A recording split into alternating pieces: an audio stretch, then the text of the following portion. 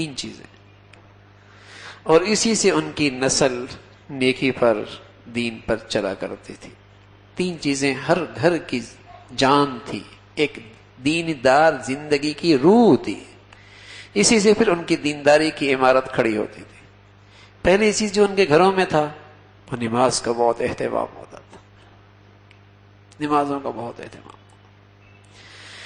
دوسری جو مسلمانوں کے گھروں کی خاص نشانی تھی، مسلمانوں کے گھروں میں تلاوت بہت ہوتی تھی، بہت. یعنی بچے بچپن میں دیکھتے تھے کہ میری ماں کچھ ہو جائے مصلی پہ، کچھ ہو جائے تلاوت کر رہی. یہ ذہن سازی ہوتی تھی نئی نسل کی. نماز قرآن، نماز قرآن. بلکہ اللہ نے یہی دو چیزیں بتائی ہیں، یہی دو چیزیں بتائی ہیں صلاح کی، انسانیت کی تربیت کی، ساری انسانیت کی تربیت کی. یہی ایک نسخہ بتایا ہے جس کے یہ دو جز ہیں: اتل ما اوحی الیک من الکتاب واقم الصلاۃ. اتل ما اوحی الیک من الکتاب واقم الصلاۃ. تلاوت نماز، تلاوت نماز. یہ مسلمان گھرانوں کی بنیاد میں تھا یہ باتیں، اور اس سے پھر جو نسل ان گھروں سے اٹھتی تھی خود بخود اس کا ذہن، دینی سوچ، فکر صحیح رخ پہ چلا کرتے تھے. اتل ما اوحی الیک من الکتاب واقم الصلاۃ. نماز تلاوت، نماز تلاوت. علماء نے لکھا ہے جب ہندوستان میں ایک مرتبہ ایک فتنہ آیا ہندوؤں کا، بہت زور چلا ان کے مذہب کے پھیلاؤ کا، تو بہت سارے مسلمانوں کے گھر بلکہ خاندان کے خاندان ہندو ہو گئے، لیکن وہ گھر محفوظ رہے جن کے گھروں میں قرآن کی تلاوت ہوتی تھی. آج بھی بڑے فتنے ہیں، صبح ایک فتنہ، شام ایک فتنہ، کیسے کیسے تیز رو فتنے گھروں میں آ رہے ہیں. لیکن جن گھروں میں نماز اور تلاوت کا اہتمام ہے اللہ انہیں آج بھی محفوظ رکھا ہوا. گھروں میں تلاوت اور نماز کا اہتمام. عورتیں اہتمام کرتی تھی نمازوں، اذان ہوئی نماز کا اہتمام. صبح ناشتہ کوئی نہیں جب تک کہ تلاوت نہ ہو. ہمارے ایک بزرگ ابھی ہمارے ہاں تشریف لائے تو فرمانے لگے کہ ہماری والدہ اور ہماری دادی، ہماری نانی، ہماری والدہ اور ہماری نانی جب تک 10 سپاروں کی صبح تلاوت نہ کر لیتی ہمیں صبح کا ناشتہ نہیں ملتا تھا. فرمایا نانی کا بھی یہی معمول تھا، پھر زندگی میں ہم نے دیکھا اپنی والدہ کو بھی یہی دیکھا، جب تک 10 سپاروں کی تلاوت نہ ہوتی ناشتہ کوئی نہیں ملتا تھا. یہ علامت ہوتی تھی کہ مسلمانوں کے گھروں میں مرد فجر میں نماز کے لیے جا رہے، عورتیں گھروں میں تلاوت کر رہی. یہ علامت ہوتی کہ یہ گھرانہ مسلمانوں کا ہے، یہ گھرانہ مسلمانوں کا ہے. جب گھروں کا نقشہ یہ تھا تو ہندو اور مسلمان، عیسائی اور مسلمان کے گھر میں یہ فرق تھا. تو مسلمان جب باہر ہوتا، اس کا بچہ، اس کے بچی، اس کے گھر والے جب باہر گلی میں، بازار میں، دفتر میں ہوتے تو واضح پہچان ہوتی کہ یہ مسلمان ہے یا عیسائی ہے. جب سے گھروں کا فرق مٹا ہے اب یہ بچہ اسکول سے نکلتا ہے پتہ نہیں لگتا مسلمان ہے عیسائی ہے، یہ بچی اسکول سے کالج سے نکلتی پتہ نہیں لگتی مسلمان ہے ہندو ہے. اس لیے کہ گھروں کا فرق کیا مٹا ہے، باہر بھی اولاد کا فرق مٹ گیا. پہلے گھروں میں فرق تھا واضح کہ یہ یہاں فجر سے کوئی نہیں نکلا، ان گھروں میں قرآن کی تلاوت کوئی نہیں، تو علامت ہوتی یہ ہندوؤں کا، عیسائیوں کا گھر ہے، یہ گھر یہاں تلاوت ہوتی ہے. سویرے سویرے مسلمان بیٹی قرآن کی تلاوت کرتی اور ان کے مرد سویرے سویرے مسجد کی طرف جا رہے ہوتے، علامت ہوتی مسلمان ہیں. اور جب ان گھروں سے افراد باہر نکلتے تو پتہ لگتا یہ مسلمانوں کی اولاد ہے. اور جب سے یہ گھروں کا فرق مٹا ہے باہر دیکھو تو فرق بھی مٹ گیا. عیسائی بیٹھا ہے، ایک مسلمان بازار میں بیٹھا ہے دونوں کا فرق مٹ گیا. دفتر میں ہندو ہے مسلمان ہے پتہ کوئی نہیں لگتا مسلمان کون سا ہے. یونیورسٹی میں مسلمان پڑھ رہا ہے ہندو پڑھ رہا ہے فرق کوئی نہیں مسلمان کون سا ہے. اس لیے کہ قومیں تو گھروں سے بنا کرتی ہیں نا, قومیں تو گھروں سے بنا کرتی ہیں, سوسائٹیاں تو گھروں ہی سے بنا کرتی ہیں. جیسی نسل وہاں سے آئی وہی معاشرہ بنا.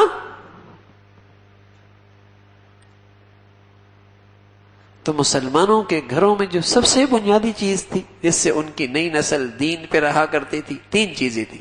2 چیزیں میں نے عرض کی, ایک نماز کا اہتمام بہت تھا اور دوسرا قرآن کی تلاوت کا اہتمام بہت. غریب کی جھونپڑی ہو یا امیر کی کوٹھی, مسلمان تھا تو تلاوت تھی. بلکہ زبیدہ جیسی خاتون اس نے اپنے گھر میں شفٹیں مقرر کر رکھی تھی, 24 گھنٹے اس کے گھر میں قرآن کی تلاوت ہوتی تھی. خود بھی بہت ذوق تھا تلاوت کا.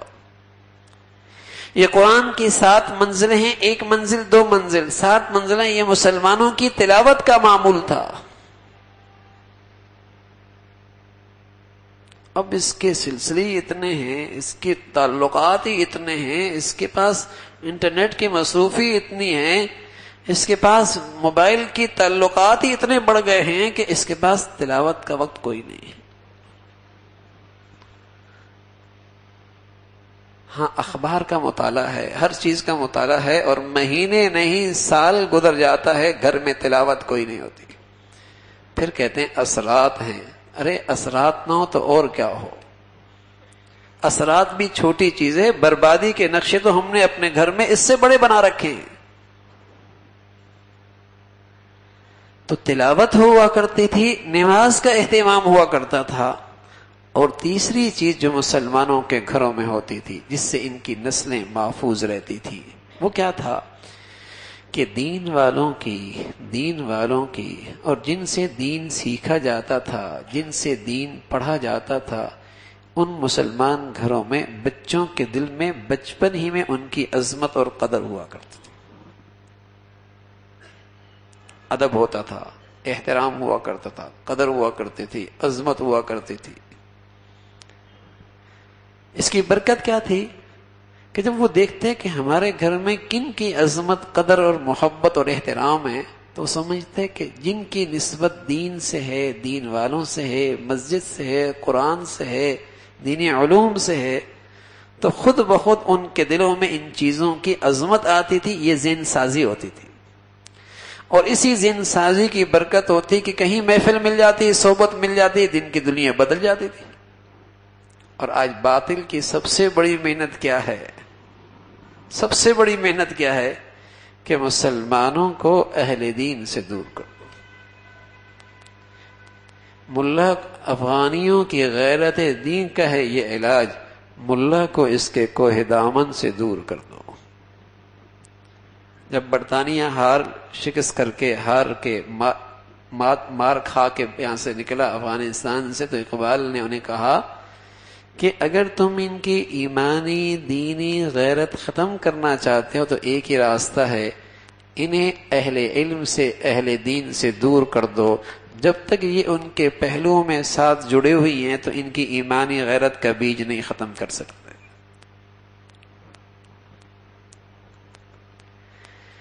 ان کے اندر جو ایمانی دینی غیرت حمیت ہے وہ نہیں ختم کر سکتے.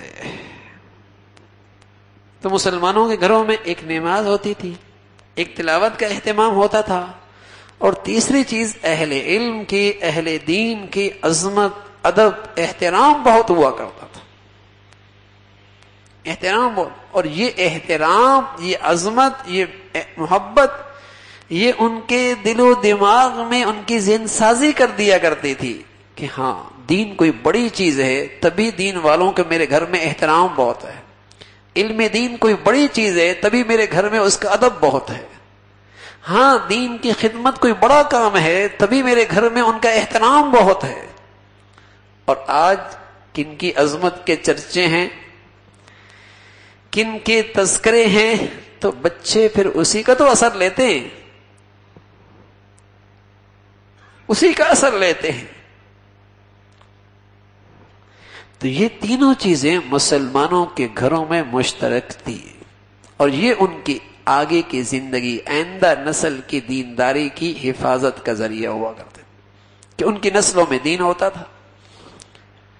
امام شافعی رحمۃ اللہ علیہ کی بچیاں ایک دن ابا سے کہنے لگے، ابا بہت دن آیا کوئی ایسے آدمی نہیں آئے جن کی خدمت کا ہمیں موقع ملے، کوئی صاحب علم آئے نہیں۔ اور بچیوں کے ذہن سازی تھی نا، تو اس زمانے میں امام احمد بن حنبل رحمۃ اللہ علیہ حضرت کے شاگرد بھی تھے، لیکن بہت بڑے صاحب علم تھے، محدث تھے۔ کہ بیٹے انہیں بلاتا ہوں، ہیں تو میرے شاگرد لیکن اللہ نے انہیں بڑا مرتبہ دیا ہے۔ حضرت نے انہیں گھر میں بلایا، بچیاں بڑی خوش، آج ایک اللہ کے نیک بندے کی، ایک محدث کی خدمت کرنے کا موقع مل رہا۔ تو بڑے اہتمام سے اللہ کو یاد کرتے ہوئے باوضو ہو کر کھانا تیار کیا۔ حضرت مہمان کی جگہ پہ ٹھہرایا، کھانا پیش کیا۔ بچیوں نے وہاں پانی کا انتظام بھی کیا، مہمان کے لیے جو کیا جاتا ہے۔ تو جب صبح ہوئی، بچیوں کو ایک تو یہ حیرت ہوئی کہ ہم نے جتنا کھانا بھیجا کافی سارا کھایا گیا۔ یہ انہیں بچیوں کو حیرت ہوئی کہ اس لیے کہ تھوڑا کھایا جاتا ہے تاکہ رات میں پیٹ ہلکا رہے، اللہ کے سامنے کھڑا ہونا آسان ہو۔ انہیں اس پہ حیرت ہوئی لیکن خاموش رہی۔ صبح ہوئی، یہ حضرات نماز کے لیے نکلے، بچیوں نے پانی کا انتظام کے لیے اندر داخل ہوئی، پانی نیا تازہ ڈال دے، دیکھا تو پانی لوٹا ویسے کا ویسے بھرا ہوا ہے۔ اب بچیوں سے رہا نہیں گیا، ابا واپس آئے، مہمان کمرے میں ٹھہرے، ابا کے سامنے کہنے لگے، ابا آپ تو بڑی تعریفیں کر رہے تھے، ایسے ہیں ویسے ہیں، اور ہم نے پانی رکھا تہجد میں استعمال ہی نہیں ہوا، کیونکہ وہاں جب گھروں میں دین والوں کی عظمت تھی، قرآن کا تلاوت تھی، تو وہاں عام گھروں میں تہجد پڑھنے کا معمول تھا، عام معمول تھا۔ تو امام شافعی رحمۃ اللہ علیہ کے تھے تو وہ شاگرد فوراً چلے گئے کہ احمد تمہارے اندر اتنی تبدیلی کیسے آئی؟ میری بچیوں نے یہ دونوں چیزیں محسوس کی۔ امام احمد بن حنبل رحمۃ اللہ فرمانے، حضرت سچی بات بتاؤں، آپ کے گھر کا کھانا مجھے زندگی میں شاید پتہ نہیں ایسا ملے نہ ملے، میں نے یہ محسوس کیا کہ اس میں اتنا نور تھا اس کھانے میں، پتہ نہیں آپ کی بچیوں نے کس عبادت کے ساتھ اسے تیار کیا ہے کہ میں نے کہا کہ جتنا ہو سکے اسے اپنے جسم کا حصہ بنا لو۔ باقی بات رات کو پانی کا استعمال، الحمدللہ رات بھر عبادت کا موقع ملا، لیٹنے کا موقع ہی نہیں ملا۔ ایک آیت میں یا ایھا الذین آمنوا اذا قمتم الی الصلاۃ فاغسلوا، اس میں غور و فکر کرتا رہا اور 100 مسائل اس ایک آیت سے نکالے۔ الحمدللہ اس کھانے کی برکت سے ساری رات عبادت میں گزری۔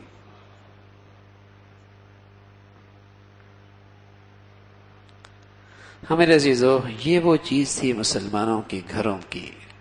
نماز کا اہتمام ہوتا تھا، قرآن کی تلاوت ہوا کرتی تھی، اہل دین کی، اہل علم کی عظمت، محبت، قدر ہوا کرتی تھی، جس سے ان کی نسلیں محفوظ ہوتی تھیں، ان کی نسلیں محفوظ ہوتی تھیں۔ سچ بتاؤں، اگر ظاہری روپ دینداری کا ہے اور گھر میں اہل علم اہل دین کی عظمت نہیں، خطرہ ہے ان کی آئندہ نسلوں میں بے دینی آ جائے۔ اور ایک شخص دین کے لحاظ سے کمزور ہے لیکن ان کے دنوں میں دین کی عظمت، اہل دین کی عظمت، محبت، قدر، احترام ہے، امید ہے بلکہ یقین ہے ان کی نسلوں میں دین زندہ ہو جائے، ان کی نسلوں میں دین زندہ ہو جائے۔ تو مسلمانوں کے گھروں میں یہ تینوں چیزیں مشترک ہوا کرتی تھی۔ نماز چھوڑنے کا تصور کوئی نہیں تھا، تلاوت کا ناغہ کوئی نہیں تھا۔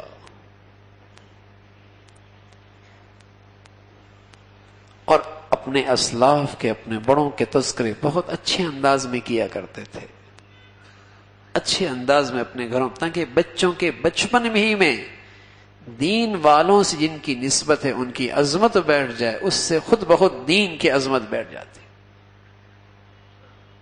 کسی نے خوب کہا اور سچ کہا کہ اگر تم چاہتے ہو کہ تمہارا بیٹا تمہاری خدمت کرے تو اس کا آسان طریقہ ہے بیٹے کو اہتمام سے کہو بیٹے اپنے دادا کی خدمت کرو،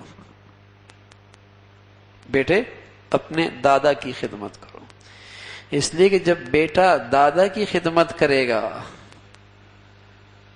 دادا کی خدمت کرے گا تو تواضع تو ویسی بھی آ جائے گی، یہ نیکی تو ویسی آ جائے گی، خود بخود اس کی برکت سے اپنا باپ کا بھی خادم بن جائے گا، خود بخود باپ کا بھی خادم بن جائے گا۔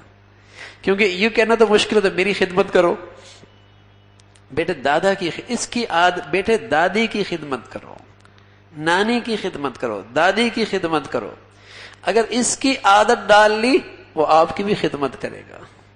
ہاں اگر اہل دین کی، اہل علم کی عظمت محبت بٹھا دی، خود بخود ان میں دین کی عظمت، اللہ کے حکموں کی عظمت، شاعر اسلام کی عظمت خود بخود آ جائے گی، خود بخود آ جائے گی۔ تو اللہ